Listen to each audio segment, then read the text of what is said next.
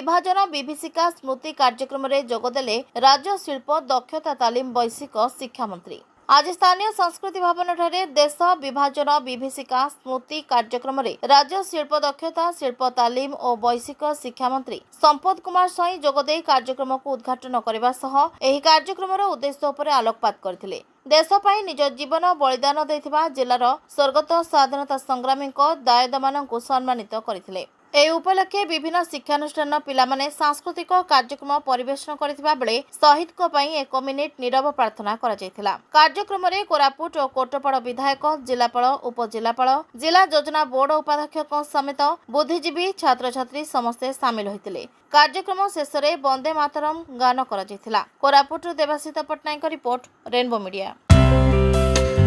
Please watch current updates in Rainbow Digital. Stay logged in www.rainbowodisha.com. Subscribe our channel in YouTube and press the bell icon.